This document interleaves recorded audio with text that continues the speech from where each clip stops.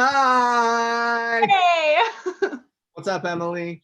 Oh, not much, just trying to stay warm over here. I got my blanket and my fuzzy llama socks. There you Oh, go. nice. We're doing actually pretty good over here. We're at 71 degrees in our little Nice. apartment. Yeah. So, yeah, Snowmageddon 2.0 isn't that bad. Yeah, I mean it's like 3 degrees outside, so at least you're warm inside. That's Yeah, good. for sure, for sure. All right. Awesome. Well, friends, we just thought we would do a little video for you guys since we can't be together because it's, like snowy and icy and the roads are scary. Mhm. So, it's February, and we've talked a little bit about love and relationships earlier this month, and then we had our fun Valentine's party. Danny, you have any more jokes for us? Uh, I don't know. Well, my favorite one, because the whole thing was me saying stuff to Maddie, right? My favorite one of the night was probably, I'm gonna have to suspend your license because you're driving me crazy. Oh gosh, there you go, guys. Yeah. Um, I was with so my lovely wife. So yeah. there you go. So we thought tonight we would just do a relationship Q&A, and kind of give a little bit of both of our perspectives. We have Danny, who's newly married to Matt. Woo-hoo. Yeah. And then I can give you guys like just the singleness perspective. And so we're going to kind of just jump in here, ask some questions, and give you guys our thoughts and some biblical advice. And then if you ever have any questions, of course, you can reach out to us or any of the other leaders, and we'd love to chat with you about it. So Sure. here we go. Okay, I'm gonna go first. Okay, you ready? Okay, I'm ready. So, okay, imagine I'm a teenager or I'm in my 20s, right? And Okay. I'm single. Okay, Yep. what do I do if I am single, but I really, really want to be in a relationship? Yeah, that's a good question. I think for me, it's definitely something that can be a struggle, like when you are single but you desire a relationship. And I'm gonna be honest, like I don't do that perfectly. There are days where I'm like, man, I'm super not content with where I'm at right now. And then there's other days where I'm like, man, this is so good. I can just do whatever I want to, go see friends, whatever.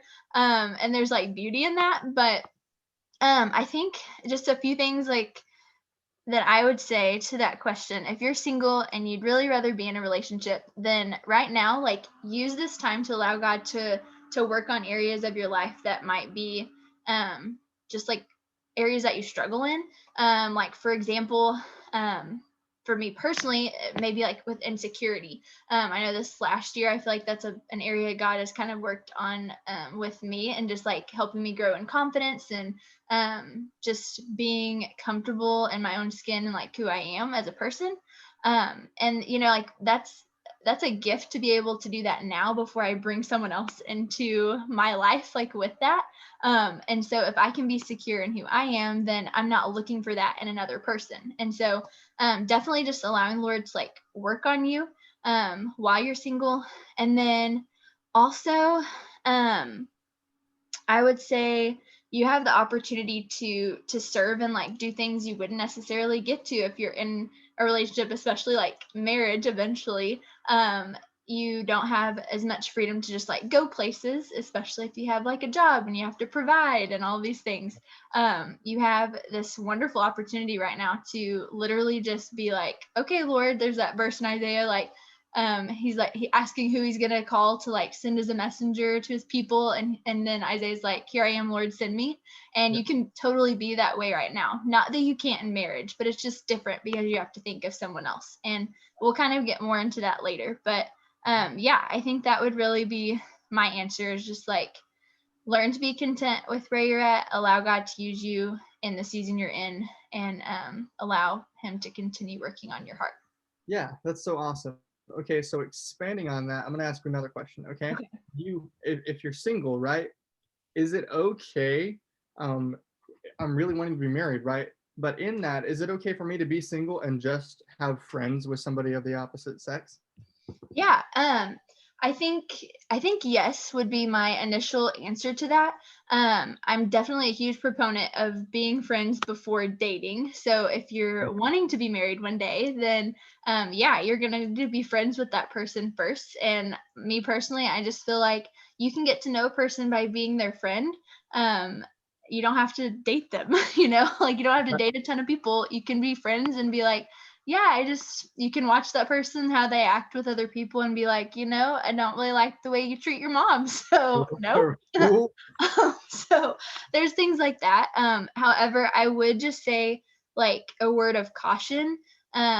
You need to be like very clear in your communication and also have good boundaries, which we'll touch on later as well. But I think you just need to be aware that sometimes in relationships like that, where you are just like, you might be like best friends with that person that's of the opposite sex, I think we're not sensitive to maybe their feelings. And so we'll like say things or do things and think, oh, it doesn't matter. Like we're just friends and they know it.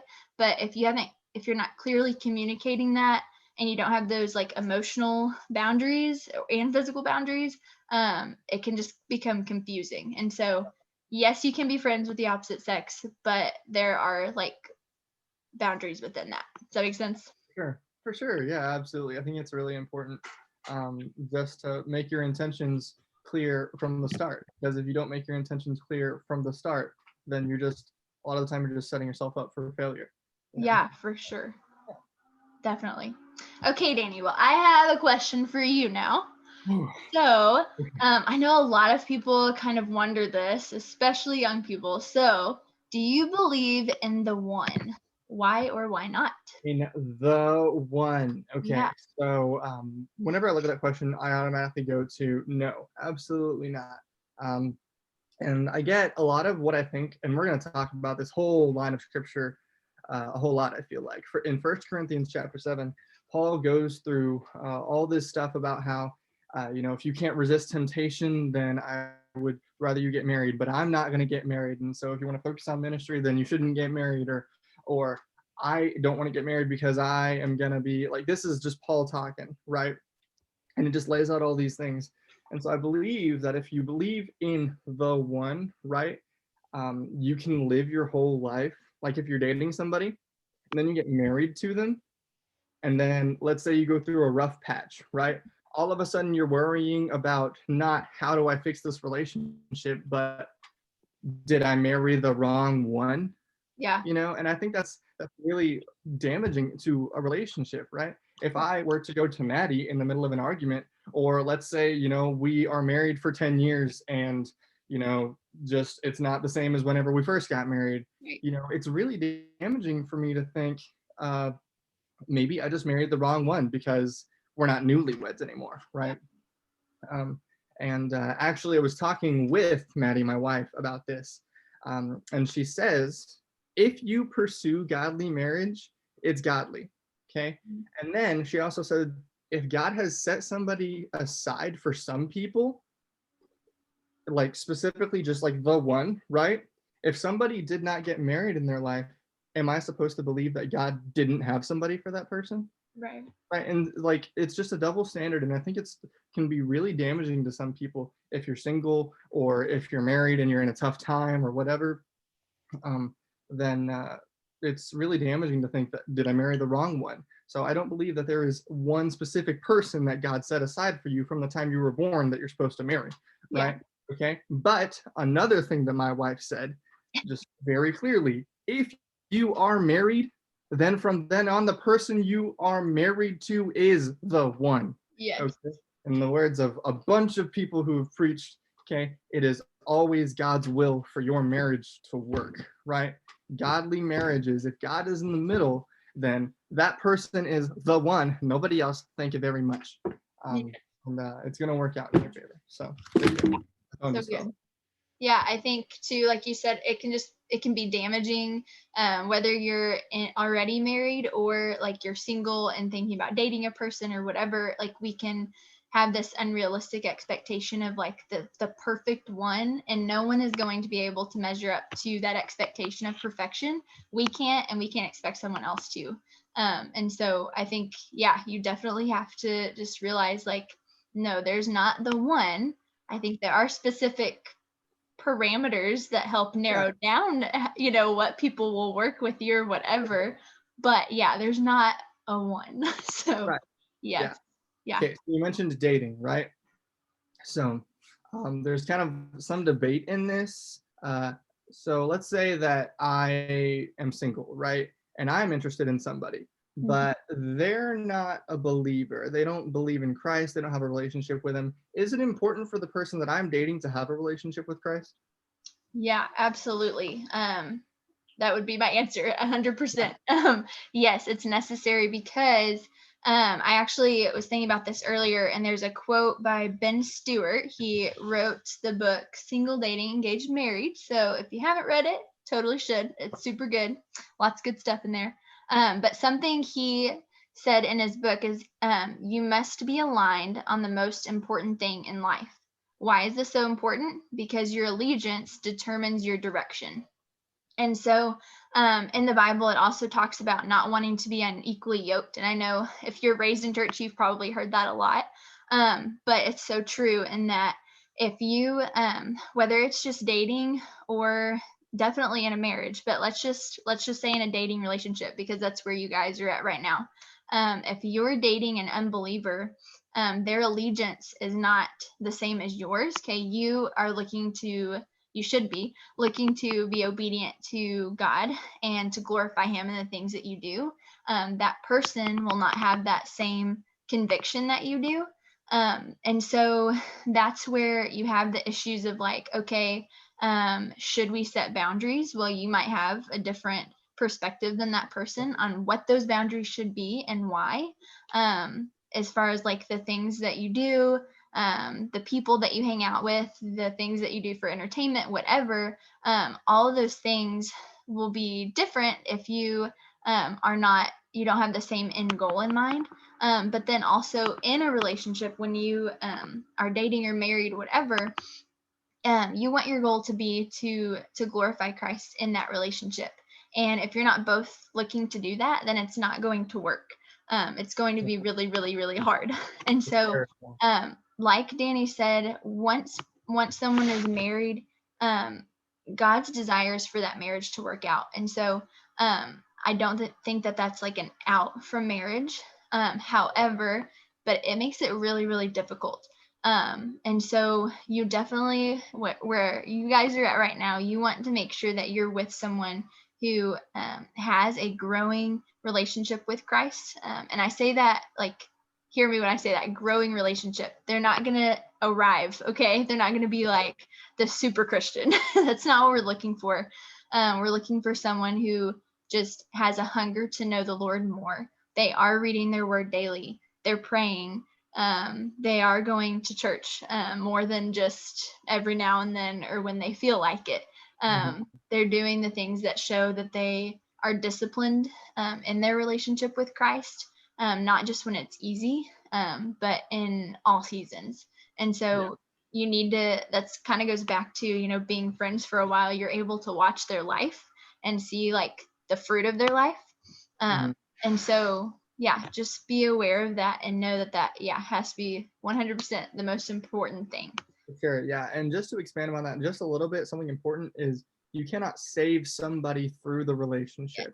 You cannot date somebody to heaven. That doesn't make any sense. You can't just through your relationship share Jesus. I mean, obviously you can share Jesus in any context, right? You can do Yeah. that at any point. However, if you've decided that it doesn't matter if they have a relationship with Christ in the first place, you enter into that relationship. Okay, it's easier to pull somebody down than it is to pull somebody Yeah. up.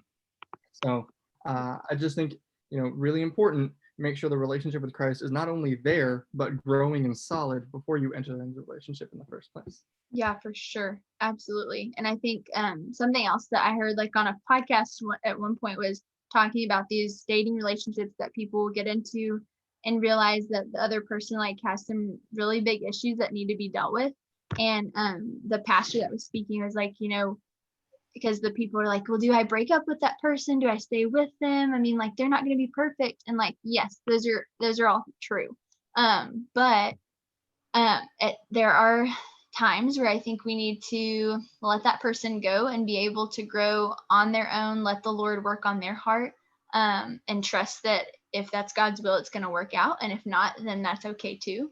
But sometimes the best thing we can do for a person is let them go and allow them to heal before trying to be in a relationship with them, because like Danny said, you cannot fix the other person. Missionary dating does not work. Okay. Yeah. So I hope that like just really hits that solid for you guys, because we want you to be in godly relationships that not only will like build you up, but where you're able to just be confident in that relationship, knowing that you are in the Lord's will. So yeah. Okay, Danny, we have one last question for you. You ready for this? Yes, I'm ready. Okay. Actually, we have two questions. Just kidding. Ha. Just kidding. So we talked about a little bit of if we don't have the same allegiance, then things are not going to be as important for the other person, possibly, specifically in boundaries. So are boundaries in a dating relationship really that important? Okay, yeah. So I'm gonna kind of speed through this because I feel like a lot of us have heard a lot of these things, but I think it's also very important to talk about. Okay, yes, boundaries are very, very important, and I'm not just talking like I don't wanna hold hands until we've been dating for 6 months. No, there has to be very clear, solid lines to prevent something from happening that you don't want to happen. So whenever I read this question, I immediately thought of like a country and its boundaries are to protect its capital, right? And so if somebody is attacking those boundaries, they're working their way in the middle to its capital, right? You don't break boundaries without eventually getting to a goal, right?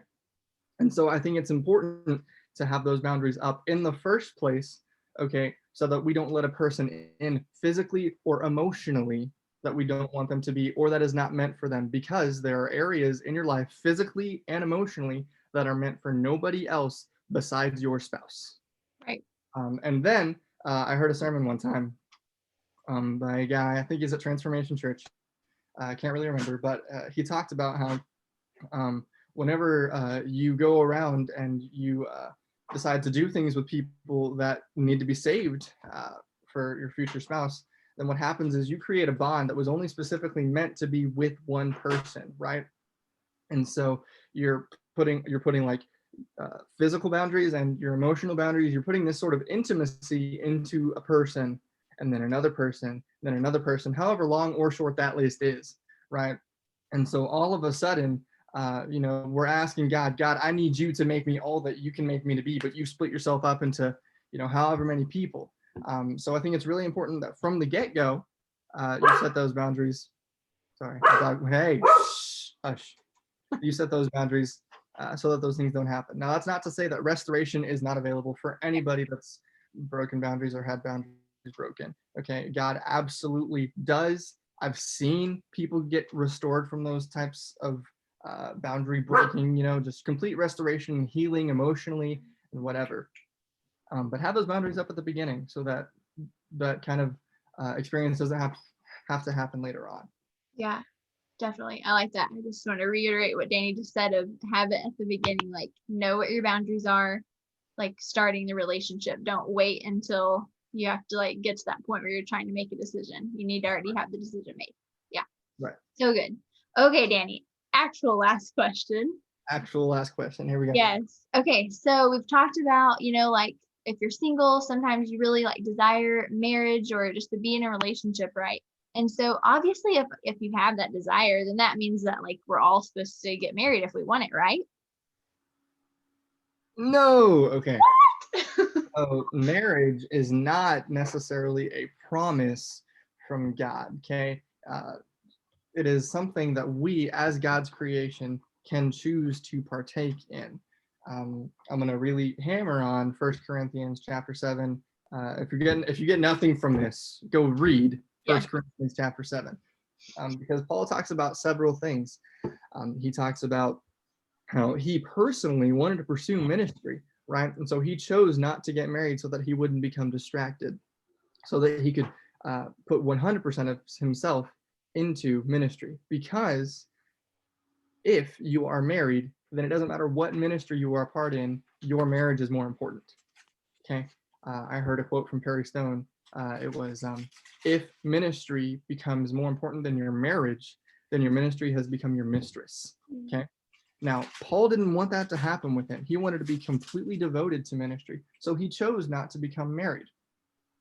So if we are to believe that marriage is a promise from God, then are we to also believe that Paul said no to God's promise?